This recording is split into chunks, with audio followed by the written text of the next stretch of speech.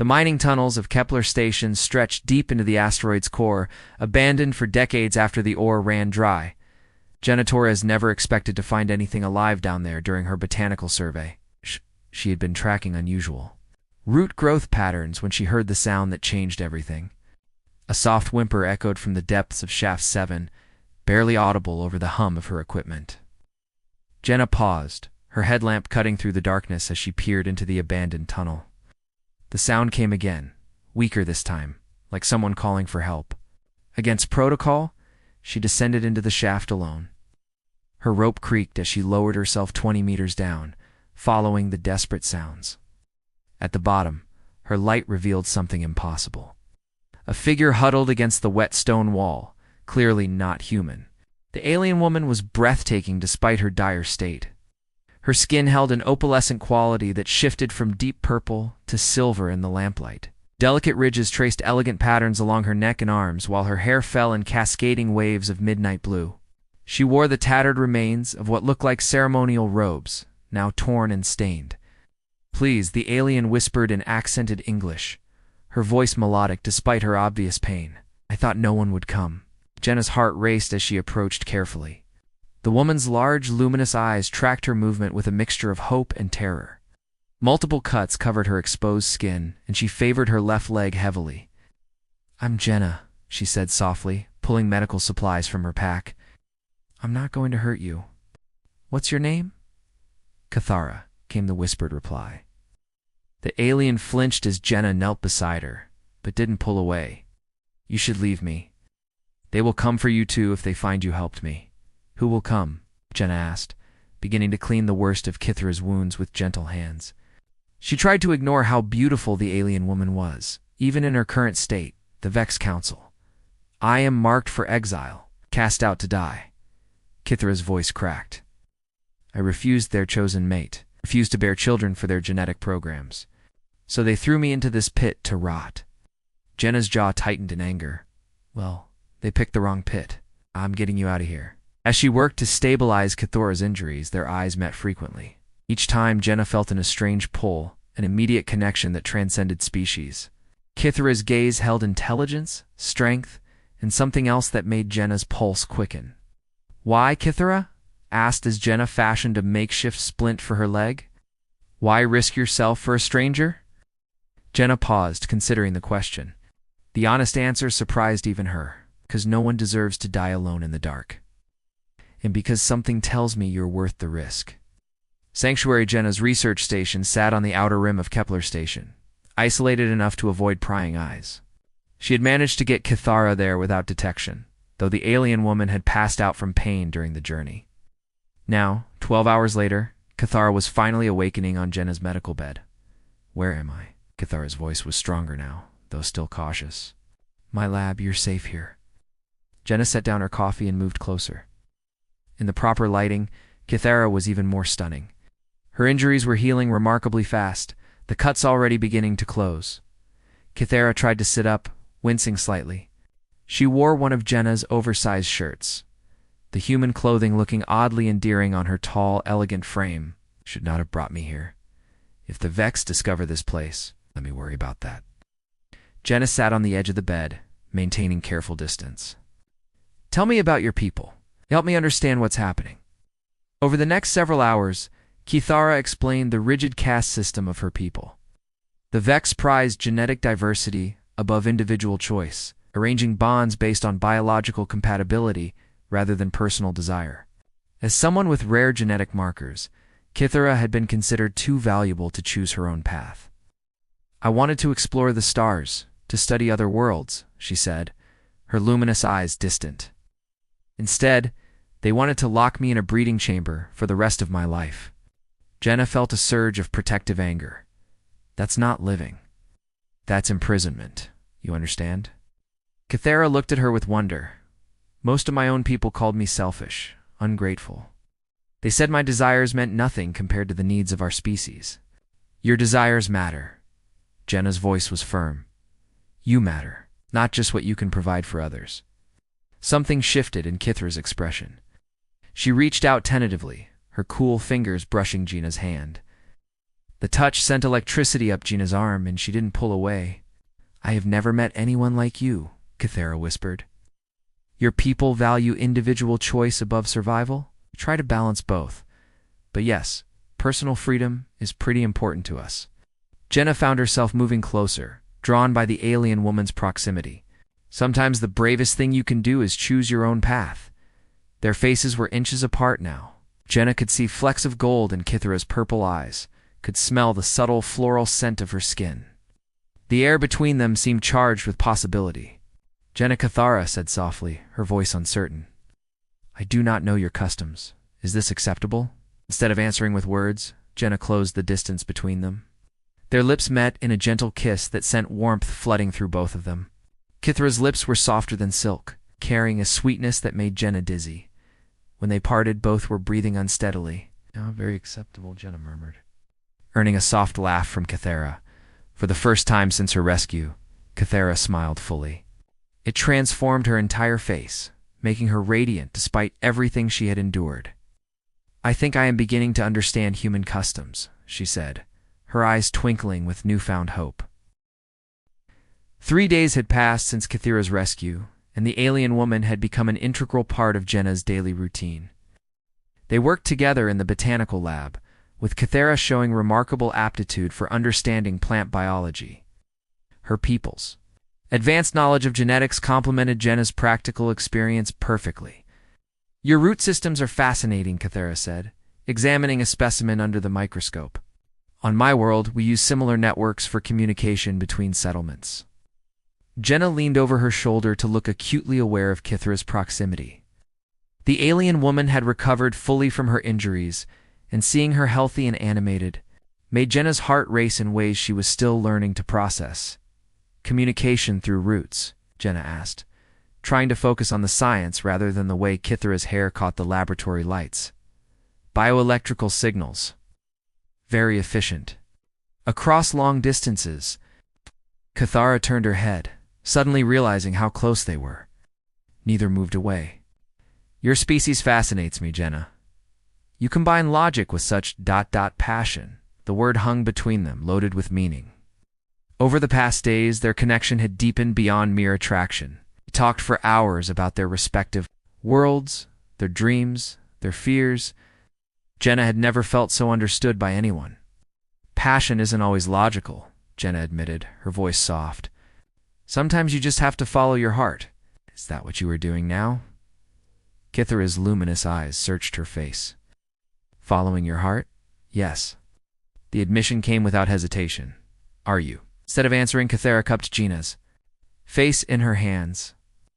Her skin was cool and incredibly soft, the ridges along her fingers creating unique textures that made Jenna shiver with pleasure. This kiss was deeper than their first, full of growing trust and desire. Jenna's hands found Kythera's waist, pulling her closer as their bodies molded together. The alien woman made a soft sound of pleasure that sent heat spiraling through Jenna's core. When they finally broke apart, both were flushed and breathing hard. "I never imagined I could feel this way about anyone," Kythera whispered, resting her forehead against Jenna's. "On my world, bonding was always about duty, never about choice or desire." "You have choices now," Jenna reminded her, her hands still resting on Kythera's hips.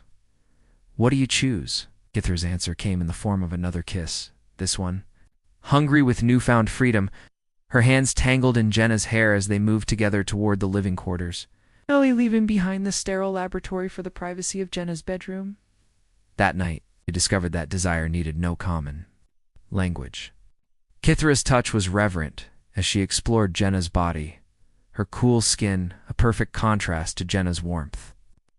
Every caress, every whispered endearment in her musical language, spoke of wonder and growing love. Jenna had never experienced anything like the way Kythera responded to her touch. The alien woman's skin seemed to glow more brightly with pleasure, the ridges along her neck and arms creating patterns of light that pulsed with her heartbeat.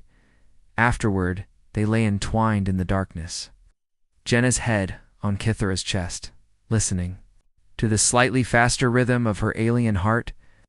"I love you," Jenna whispered, the words feeling both natural and momentous. Kithra's arms tightened around her. In my language, we have a phrase, Thera vex nala. It means soul chooses soul. I never understood it until now. Thera vex nala, Jenna repeated carefully, earning a delighted laugh from her lover. S. Perfect pronunciation, Kithera murmured, pressing a kiss to the top of Jenna's head. My soul chooses yours, Jenna Torres. Hunters in the dark the alarm systems of Kepler Station screamed through the corridors, red lights flashing an urgent warning. Jenna jolted awake from where she had been sleeping peacefully in Kithra's arms, immediately alert to danger. What is that? Kithra asked, her skin flickering with nervous patterns of light. Jenna was already moving. Pulling on clothes and checking her communications panel, her blood ran cold as she read the incoming message. Unknown vessels approaching. Sensors indicate. Vex origin. Station lockdown initiated. They found me, Kithra breathed, her face going pale. Jenna, you have to run. Leave me here and save yourself, like hell. Jenna grabbed her emergency pack and took Kithra's hand. We're leaving together.